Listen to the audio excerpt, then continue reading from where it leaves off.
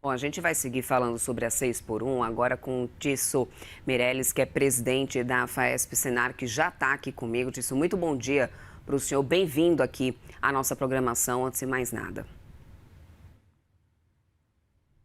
Eu não. Telespectadores. Agora sim eu estou conseguindo ouvi-lo, agora sim, bom dia, agora estou conseguindo ouvi-lo aqui no estúdio. Bom, eu já quero começar o nosso papo tentando entender um pouco sobre esse avanço agora nesse momento, como ela tem acontecido lá no Senado, né? Primeiro de tudo porque a gente tem essa trava no Senado e depois a gente tem a Alcolumbre defendendo, inclusive, a retirada da transição para a PEC da escala 6 por 1. O que é uma grande demanda do setor nesse momento é que a gente tenha realmente essa transição trabalhada de uma maneira com muita delicadeza para poder tentar evitar maiores impactos. Como que você vê isso agora? Um avanço ou um retrocesso? Porque a expectativa era de que no Senado alguns pontos fossem ajustados, mas parece não ser bem essa sinalização que a gente tem agora do presidente do Senado. Qual que é a avaliação do senhor? Débora, na realidade, é importante a gente colocar e deixar bem claro que nós não somos contra a modernização da relação de trabalho. Acho que esse é um ponto muito importante. Agora, nós somos contra uma redução imediata, porque você pega, por exemplo, os países como o México, demorou 5 anos. Você pega, por exemplo, o Chile, 4 anos de transição. Você pega a Colômbia, 1 hora por ano. Você pega o Brasil querendo fazer em um ano. Você pega os Estados Unidos, demorou 15 anos para que ele saísse de 44 para 38 horas. Por quê? Porque cada setor tem as suas peculiaridades. Então, não dá para você tomar uma atitude prejudicando os setores da cadeia produtiva. Então, você pega, por exemplo, o setor agrícola, você tem a colheita, você tem a safra, o plantio da safra, você tem de ordenhar as vacas para tirar o leite sistematicamente todos os dias. E quando você abaixa a jornada de trabalho de 44 horas para 40, você começa a pagar um custo muito elevado de mão de obra, ou você vai ser obrigado a contratar outras pessoas que hoje você não tem, existe uma escassez de mão de obra muito grande, você começa a ter uma perda de produção. Com a perda de produção, vai acontecer o quê? Inflação dos alimentos, inflação dos produtos, porque não vão ter a quantidade necessária que precisa produzir. Então, a complexidade de você fazer no ano eleitoral e ainda por cima ter essa consonância de fazer de imediato, isso prejudica totalmente a economia. Para você ter uma ideia, Débora, nós fizemos um cálculo. Hoje, se nós fizermos imediatamente, nós vamos perder 5 a 6% do produto interno bruto do país. E nós não podemos dar o luxo de perder isso, porque nós estamos com uma inflação alta, nós estamos com juros altos, né? Nós estamos aí com praticamente 81% do produto interno bruto endividado. Então, quer dizer, a situação macroeconômica do país é muito delicado para que a gente tome uma posição dessa imediata no período eleitoral. Meirelles, eu quero até pegar esse gancho no que você fala, principalmente em relação ao agronegócio, porque a gente sabe que existe diversas atividades ali do agro que simplesmente não podem parar, elas funcionam, inclusive, de maneira contínua, né? Se ela passa dessa forma, PEC, sem nenhum tipo de transição nesse momento, quais cadeias que primeiro sentiriam esses efeitos, né? Ou seja, a gente correria o risco de uma interrupção operacional em quais cadeias por sequência? Perfeitamente, acontecerá isso. Todas as cadeias do setor agrícola serão penalizadas. Por isso que nós colocamos aí, pelas análises que nós temos, de 10 a 35% de aumento de custo. Você pega, por exemplo, o caso da pecuária leiteira, que você tem de ter assistência 24 horas por dia, porque você busca o animal às 5 horas da manhã e você tem duas ordenhas ou 3 ordenhas, né? Então, é um processo contínuo da pecuária leiteira. Você tem, por exemplo, no período da safra, você tem de ter a expertise de você colher para que não chova, para você não perder a qualidade da produção. Então, você tem um trabalho contínuo no processo.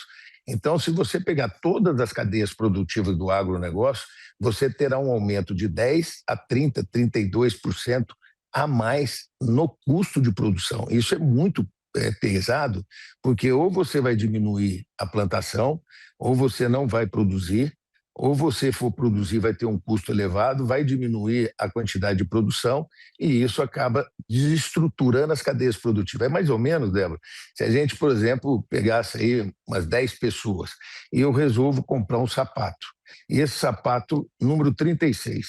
Aí tem pessoas que utilizam 34, então eu vou ter de pôr algodão para que não saia do pé. Os outros que têm um número maior, eu vou ter de cortar o bico do sapato para caber o pé. Então, quer dizer, cada setor tem a sua variância e nós temos de respeitar isso para o bem do setor produtivo e também para o trabalhador. Todos nós queremos a modernização da relação do trabalho, principalmente os acordos coletivos.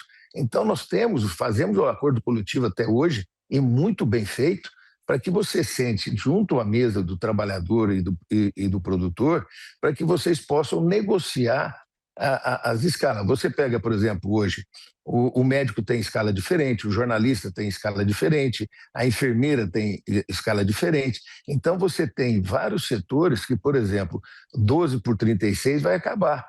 Então, a segurança vai ter complexidade, a enfermagem vai ter problema junto aos hospitais. Então, cria-se um problema muito sério na cadeia produtiva.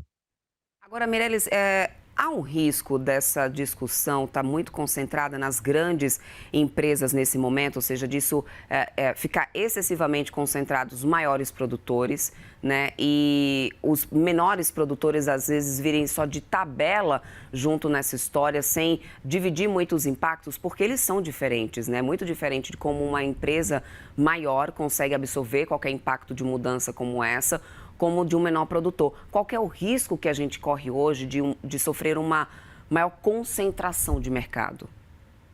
Esse é um grande problema, uma colocação muito importante. Hoje você pega, por exemplo, o estado de São Paulo, nós temos 74% das propriedades rurais têm até 68 hectares, são propriedades pequenas, né? E você tem uma concentração em torno aí de 25% das áreas. Hoje já está ocorrendo a concentração no campo, onde que os grandes estão comprando os pequenos. Isso é muito ruim, porque você perde a segurança alimentar. Esse é um ponto fantástico. O outro ponto importante que a gente precisa colocar aqui, Débora, é o caso, por exemplo, da reforma tributária. Você sabe que o ano que vem começa oficialmente a valer a reforma tributária. Até hoje nós não estamos sabendo o que vai acontecer, nós não sabemos efetivamente o índice que vai ser cobrado de imposto, como que vai ser os procedimentos, isso tudo porque está fazendo procedimentos ainda regulatórios do governo. Então, você imagina como que você faz uma coisa de uma mudança tão grande, que mexe na composição salarial de todos, inclusive o Pastore falou muito bem lá, onde o único projeto de lei que você pode mudar um salário é o salário mínimo.